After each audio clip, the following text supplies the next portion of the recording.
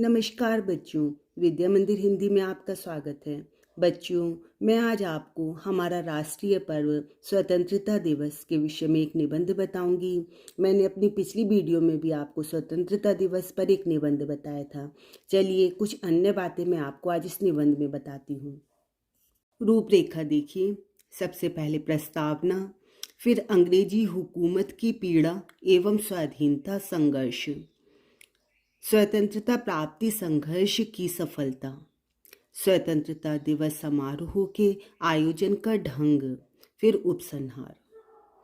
प्रस्तावना, जब शिशिर ऋतु की कड़कती ठंड को झेलते हुए मनुष्य परेशान हो जाता है तो बसंत ऋतु की अल्हड़ हवाओं का आगमन उसे बहुत आनंद प्रदान करता है। इसी प्रकार भारतवासी 15 अगस्त 1947 ईस्वी से पूर्व अंग्रेजी शासन के अपमान, अत्याचार और शोषण का शिकार थे। स्वतंत्रता सेनानियों के अथक प्रयासों से 15 अगस्त 1947 ईस्वी को शिशिर रूपी परतंत्रता की समाप्ति के बाद बसंत रूपी स्वतंत्रता के आगमन से भारत के शुष्क एवं नीरस चमन में बहारें आईं और स्वतंत्रता का सूर्य उदित हुआ। देखिए बच्चों, ये तो आप सभी बच्चे अच्छी प्रकार से जानते हैं कि जब हमें अचानक कोई भी परेशानी आ जाती है और उस परेशानी को झेलने के बाद अचानक वो परेशानी दूर हो जाए तो हमें कितनी खुशियों का एहसास होता है। बिल्कुल इसी प्रकार से अंग्रेजों की परतंत्रता झेलते झेलते भारतवासी बहुत ही परेशान थे। उसके बाद जब 15 अगस्त को उन्हें स्वतंत्रता प्राप्त हुई तो यह उनके लिए बहुत ही खुशी का, हर्षोल्लास का दिन था।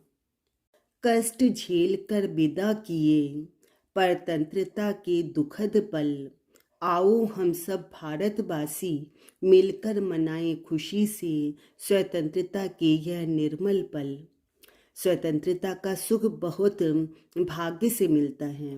महर्षि व्यास ने उचित ही कहा है, सर्व परवशम दुखम सर्व आत्मवशम सुखम। सब प्रकार से दूसरों के वश में रहने पर हमें अनेक प्रकार के दुखों का अनुभव होता है और अपने वश में रहने पर हमें सब प्रकार का सुख प्राप्त होता है। अंग्रेजी हुकूमत की पीड़ा एवं स्वाधीनता संघर्ष। अंग्रेज मुगल शासकों से भारत में व्यापार करने की अनुमति लेकर भारत आए थे। भारत इतना समृद्ध देश था कि इसे कभी सोने की चिड़िया कहा जाता था। प्राकृतिक संपदाओं का आगार भारत ने अंग्रेजों का ध्यान भी अपनी ओर आकर्षित कर लिया।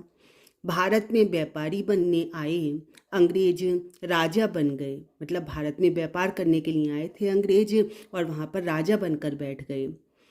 मुगल बादशाहों की विलासी प्रवृत्ति को परखकर अंग्रेज अपनी कूटनीति, स्वार्थपरता और हृदयहीनता से भारत पर कब्जा करके बैठ गए। फूट डालो और राज्य करो कि उनकी नीति सफल हुई। इसी समय स्वामी दयानंद सरस्वती ने पीड़ित भारतीयों के स्वाभिमान को जगाने का प्रयत्न किया। फलस्वरूप सन 1857 ईस्वी में स्वतंत्रता के लिए राष्ट्रव्यापी संघर्ष छिड़ गया। भारतीय सैनिक तथा जन सामान्य इस संघर्ष में कूद पड़े, परंतु उचित नेतृत्व के अभाव में यह संघर्ष असफल हो गया। बहुत से भारतवासियों ने इतना संघर्ष किया परंतु उनका नेतृत्व उचित नहीं था, जिसके कारण वह असफल हो गए।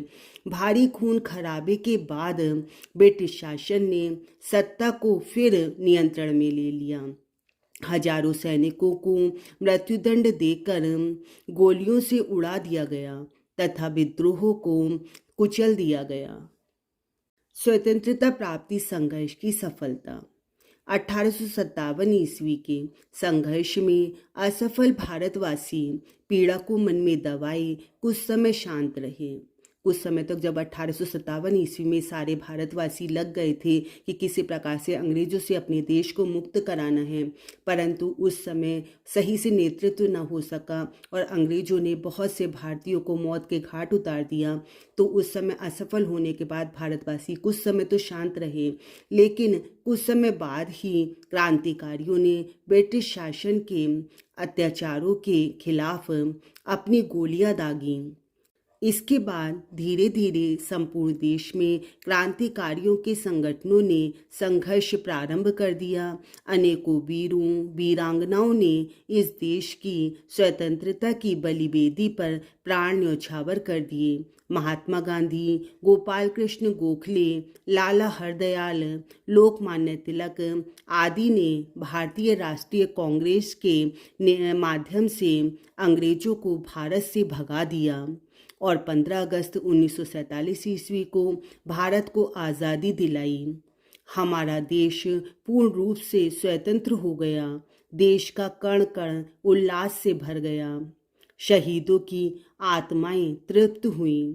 नवयुग का प्रारंभ हुआ और प्रतिवर्ष 15 अगस्त को यह स्वतंत्रता दिवस हमारे राष्ट्रीय पर्व के रूप में हर्षोल्लास से मनाया जाने लगा। स्वतंत्रता दिवस समारोह के आयोजन का ढंग। प्रत्येक वर्ष 15 अगस्त का सवेरा भारतवासियों के लिए एक नई उमंग लेकर आता है। प्रातःकाल से ही प्रभात फेरियां प्रारंभ हो जाती हैं।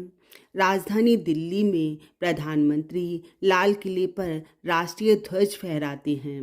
प्रधानमंत्री राष्ट्र के नाम संदेश देते हैं।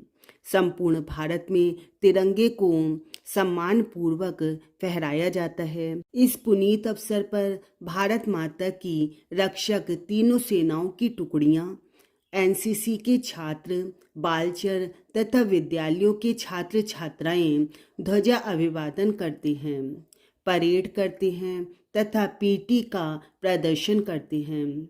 सांस्कृतिक कार्यक्रम, देशभक्ति गीत, भाषण, कविताएं एवं नृत्य आदि का भी आयोजन किया जाता है। उपसंहार। स्वतंत्रता के लिए हमारे वीरों ने अत्यंत कठिन संघर्ष किए, लंबी पीड़ा सही और अपने प्राणों तक की बलि देकर बहुत बड़ी कीमत चुकाई। इन बलिदानियों को हम शत शत नमन करते हैं। वतन पर जान फिदा करके अमर हुए इन शहीदों को हर पल नमन करेंगे हम, मस्तक झुकाकर इन वीरों को। इतने संघर्षों के बाद इस आज़ादी का जो अमूल्य सुख प्राप्त हुआ है, हमें उसकी तन मन धन से रक्षा करनी चाहिए। ईर्ष्या, द्वेष, सांप्रदायिक भावनाएं, क्षेत्रीयता, जातीयता तथा रूढ़ियों आदि से दूर रहकर हम भारतीयों को देश की एकता एवं अखंडता को बनाए रखने का संकल्प करना चाहिए। बच्चों, मुझे उम्मीद है आपको स्वतंत्रता दिवस का यह निबंध पसंद आया होगा। आप मेरी वीडियोस को लाइक और शेयर कीजिए। चैनल सब्सक्राइब नहीं किया है तो सब्सक्राइब के रेड बटन को भी अवश्य दबाइए। धन्यवाद।